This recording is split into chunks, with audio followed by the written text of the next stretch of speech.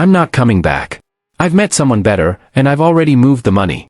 That was the message on my phone at 6:11 a.m., the screen lighting up my kitchen while the coffee maker hissed behind me. I stood there barefoot on cold tile, rereading it once, then again, because sometimes your brain needs proof before it accepts reality. Attached was a screenshot. Our joint account. Balance, 0. 6 figures gone in a single transfer. Before I tell you everything, comment where are you watching from right now? And before you answer, ask yourself this: what would you do if the person you trusted most ended your marriage with a text and a receipt? I didn't yell. I didn't throw the mug in my hand. I didn't even sit down.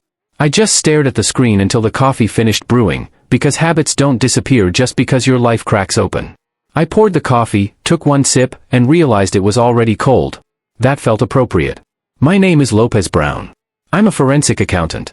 I make my living tracing deception, following money where people hope no one looks, reconstructing lies from spreadsheets and timestamps. I testify in court. I consult on corporate fraud.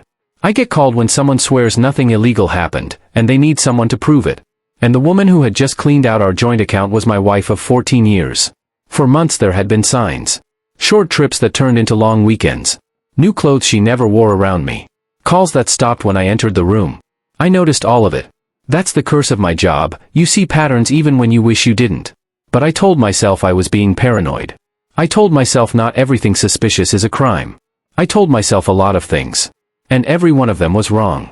I typed 2 words back. Understood. I watched the little typing bubble appear, disappear, then reappear. I didn't wait to see what came next. Instead, I opened my laptop. Because when something doesn't make sense, I don't ask questions, I check systems.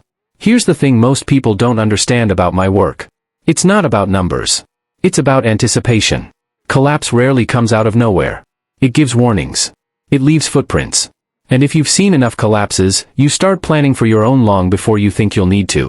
3 years earlier, I'd handled a case that stayed with me.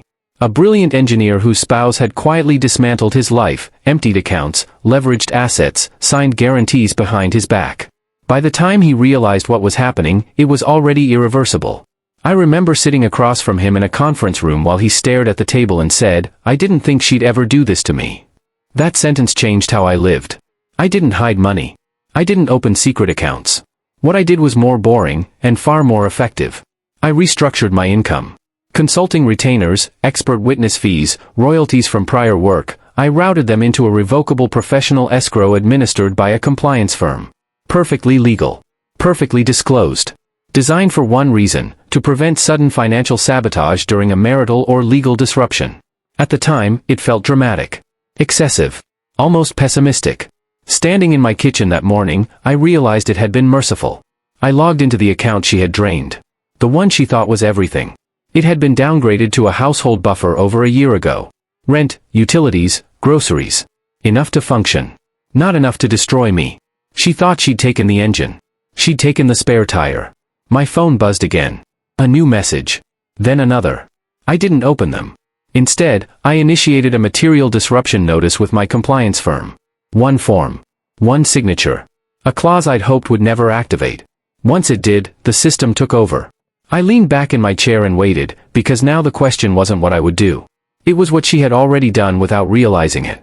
By noon, her social media was glowing. Mountain views. Sunlit yoga decks. A caption about choosing herself and finally being brave. People flooded the comments with hearts and applause.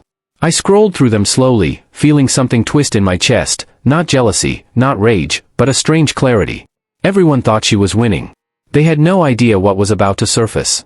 That night, I finally opened one of her messages. "Why aren't you responding? The bank froze my cards. This isn't funny." I didn't reply. Instead, I searched the man she'd tagged in half her photos over the past 6 months. The one she called a mentor. The one she said understood her in ways I never did. His website was polished. Soft colors. Gentle language. Financial awakening. Abundance alignment. No licenses listed. No regulatory disclosures. Just testimonials. All glowing. All vague. That's when I felt it. That familiar tightening in my chest. Because in my world, when money moves without clarity, it's never an accident. I pulled public records. Then payment processors. Then nonprofit filings. The same phrases appeared again and again. Different states. Different women. Same contracts. Same timing. Money transferred just before divorces. Just before relocations. Just before new beginnings. This wasn't an affair. It was recruitment. I sat back and stared at the wall, realizing something that shifted the entire story. My wife wasn't just betraying me. She was being used. Groomed. Coached. And the money she took? It wasn't a theft. It was evidence. I picked up my phone to make a call that would change everything. But before I tell you who I called, you need to understand what I did next, because it looked like nothing at all. For 5 days, I went silent. No responses. No confrontation. No legal threats. I let her believe she'd escaped cleanly. I let her believe the chaos was temporary. I let the man she trusted believe his operation was invisible. Silence makes people careless. And careless people leave trails. Behind the scenes, I shared my findings with 3 parties. One federal compliance officer I'd testified alongside years earlier. One civil attorney specializing in coercive fraud. And the retreat's payment processor. I didn't accuse anyone. I documented patterns. And then I waited. If you were in my position, would you have confronted her already? Or would you have done exactly what I did, step back and let the truth assemble itself? On the 6th morning, my phone rang. It was her. I answered. What did you do? She asked, voice shaking. They shut everything down. The retreat. The accounts. He's not answering. None of this makes sense. I let the silence stretch just long enough to matter. You weren't leaving me, I said finally. You were being harvested. She didn't argue. She didn't yell. She didn't deny it. She just went quiet, and in that quiet I heard the sound of someone realizing they'd stepped into something much bigger than a marriage. Can you fix this? She whispered. That question hung between us, heavy and irreversible. And the answer I gave her changed both our lives, but not in the way she expected. I didn't answer her question right away. Not because I didn't know the answer, but because once I said it out loud, there would be no pretending this was still a marriage problem. It would become something else entirely. Something with consequences she couldn't yoga breathe her way out of. I can't undo what you've already done, I said finally. But I can tell the truth. Her breathing hitched on the other end of the line. I could picture her pacing, phone clenched.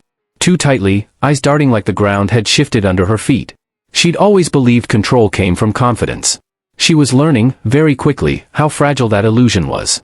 He said this was safe, she whispered. He said you were controlling, that I needed to take my power back. That the money was mine too. That's how it starts, I replied. They don't steal. They convince. Silence again. Then a sound I hadn't heard from her in years. Crying. Not performative. Not loud. Just the quiet kind that comes when someone realizes they ignored every warning sign because they wanted a different story. I ended the call before it turned into bargaining. That part always comes next, and it's always useless. Within hours, the first official notice landed in her inbox. The payment processor had frozen all accounts associated with the retreat pending review. No accusations.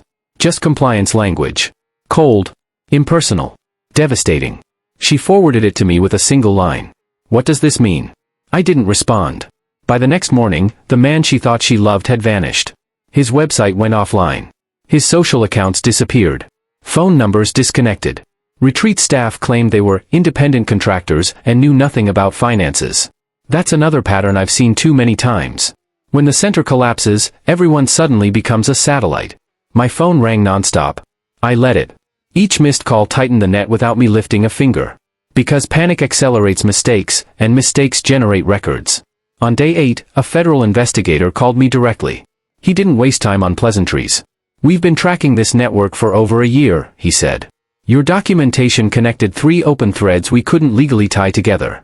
Your wife's transfer completed the picture. I leaned back in my chair, staring at the ceiling. What happens now? That depends, he said. On whether she cooperates. That was the open loop she didn't know she was standing inside. When she called that night, her voice was different. Lower. Careful. Like someone walking through broken glass barefoot. They said I could be charged, she said. Conspiracy. Fraud. Even if I didn't know. They're right, I answered. Ignorance doesn't erase signatures. I didn't mean to hurt you, she said quickly. I swear. I thought you'd be fine. You always are. There it was. The quiet assumption that I was unbreakable. That I existed to absorb damage so she didn't have to feel it. I know, I said. And I did. That was the most painful part. She asked me again if I could help. This time, I told her exactly what it would cost. You cooperate fully, I said. You tell them everything. You give them access to every message, every call, every document. And you stop trying to protect him. And you, she asked. What do you do? I step aside, I said. I don't interfere. I don't retaliate. I don't try to save you. She agreed. Not because she trusted me, but because she had no other options left. The investigation moved fast after that. Too fast for rumors to form. Too fast for narratives to solidify. Accounts frozen. Properties flagged. Charitable fronts dissolved. The story never made the news the way people imagine justice does. No headlines. No exposé. Just a quiet dismantling that left nothing standing. Our divorce proceedings ran parallel, clinical and efficient. No screaming matches. No dramatic court appearances. Just documents, disclosures, and dates. She didn't contest anything. Not because she'd become generous, but because she was exhausted. Because the fantasy she'd traded our life for had collapsed into paperwork and interviews. When we sat across from each other in mediation, she looked smaller. Not physically. Something inside her had folded inward. She didn't meet my eyes when she signed. I thought leaving would make me feel free, she said softly. And? I asked. She shook her head. I've never felt more owned. That was the last real conversation we had. 3 weeks later, I moved out of the condo. Not because I had to, but because it no longer felt like mine. I took only what mattered. Clothes. Books. A watch my father gave me years ago. Everything else was just objects tied to a version of myself I didn't need anymore. People asked me if I felt victorious. If it felt good to watch everything fall apart. The truth is quieter than that. I felt relieved. Relieved that I hadn't chased her. Relieved that I hadn't begged. Relieved that the part of me that noticed patterns had finally trusted itself. I didn't win. I didn't lose. I exited something that would have destroyed me eventually if I'd stayed long enough. One evening, weeks later, I sat alone on the floor of my new place, eating takeout straight from the container. The city hummed outside the window. Ordinary life continuing, indifferent to everything that had unraveled. My phone buzzed once. A single message. I'm sorry I didn't see who you were until you stopped trying to save me. I stared at it for a long time before locking the screen and setting the phone face down. Some realizations come too late to matter. Others arrive exactly when they're supposed to. And as I sat there in the quiet, I understood something I hadn't before. Preparation isn't about revenge. It's about dignity. About giving yourself a way out before you're forced to beg for one. That understanding stayed with me. And it would shape what happened next. I thought the worst was over once the paperwork stopped arriving in thick envelopes and started coming in single-page notices. That was naive. The real consequences didn't show up with stamps or signatures. They showed up in phone calls that came at the wrong hours and silences that lasted just long enough to make you uneasy. 2 weeks after mediation, an investigator asked if I'd be willing to give a sworn statement. Not about my wife. About the man who had convinced her that reinvention was the same thing as escape. I agreed without hesitation, then hung up and sat very still. Because agreeing meant reopening doors I'd just finished closing. The statement took 4 hours. Every answer led to another question. Dates, times, phrasing. They weren't interested in emotion. They wanted patterns. And patterns are something I've spent my life learning how to trace without flinching. By the end, the investigator closed his notebook and nodded once. You did more than protect yourself, he said. You stopped this from continuing. I didn't tell him that wasn't my intention. Intent doesn't matter once the machinery starts moving. Outcomes do. A week later, I learned the retreat leader had been arrested crossing state lines with forged documents. He wasn't dramatic about it, apparently. No shouting. No resistance. Just surprise. The kind that comes when someone finally realizes the illusion has limits. That news traveled quietly, but it traveled fast enough to reach my ex-wife before sunset. She called me that night. Not crying. Not angry. Empty. They said he never loved anyone, she said. That this was always how it ended. I listened. Not because I owed her comfort, but because I understood something she didn't yet. Closure doesn't come from answers. It comes from acceptance, and acceptance takes time you can't rush. When the call ended, I went for a long walk. No destination. Just movement. I needed the rhythm of my steps to remind my body that forward was still an option. That's when the second wave hit. A civil notice. Not addressed to me, but to a shell company I dissolved years earlier. It was sloppy. Incorrect jurisdiction. Wrong filing date. The kind of mistake made by someone desperate enough to try intimidation without understanding who they were dealing with. I forwarded it to my attorney without comment. She called back almost immediately. Someone is trying to scare you, she said. And they're bad at it. We traced it within hours. One of the retreat's former investors, scrambling to redirect blame now that criminal charges were looming. He'd assumed I was the weak link. The quiet husband. The one who would fold to avoid attention. That assumption cost him more than money. By the time his attorney realized what he'd done, subpoenas were already in motion. Records uncovered communications he'd forgotten existed. Messages where he bragged about extracting value from emotional consumers. Language that plays terribly under oath. I never spoke to him. I didn't need to. Consequences don't require confrontation when documentation does the talking. Meanwhile, my own life was changing in quieter ways. I slept through the night for the first time in months. I cooked again. Simple meals. Nothing curated. Just food that tasted like effort instead of performance. I noticed how little space silence took up once it stopped being filled with tension. Friends reached out cautiously, unsure what version of me they'd encounter. I didn't give them speeches. I didn't vent. I just told the truth when they asked, and left it there. Some stayed. Some didn't. That was information too. 3 months after everything started, the criminal case was finalized. Plea deals. Restitution orders. Lifetime bans from operating anything resembling a wellness business. It was thorough. Efficient. Almost boring. Which, I've learned, is what real accountability usually looks like. My ex-wife sent one last message after the sentencing. No apologies. No justifications. Just a sentence. I understand now why you were always preparing. I read it once and archived the thread. Not deleted. Archived. There's a difference. On a quiet Sunday morning, I stood in the half-renovated kitchen of my new place, sunlight cutting across the counter, dust floating in the air. I realized I hadn't checked my accounts obsessively in weeks. Trust had returned, not in other people, but in my own awareness. In the part of me that notices when something is off and doesn't ignore it anymore. That's when I decided to do something unexpected. Not for revenge. Not for symbolism. For closure. I closed the last account tied to our old life. Not transferred. Not repurposed. Closed. Watched the confirmation screen load, then disappear. It felt final in a way nothing else had. I didn't know what came next yet. I only knew I wasn't dragging the past forward with me anymore. And that turned out to matter more than I ever expected. The first morning I woke up without checking my phone felt wrong. Not peaceful, wrong. Like I'd forgotten something important. For years, my days had started with verification. Balances, alerts, flags. Proof that nothing had moved while I slept. That habit didn't disappear just because the danger passed. It faded slowly, like a scar losing color. I spent that morning sanding a cabinet door in the kitchen. The house was old, stubborn in places, forgiving in others. Wood dust clung to my hands, my forearms, the crease of my neck. It was tangible work. Honest. Every stroke showed progress you couldn't argue with. I realized how long it had been since I'd done something where the outcome didn't depend on another person's choices. Around noon, my phone buzzed anyway. It was my attorney. Not urgent, but not casual either.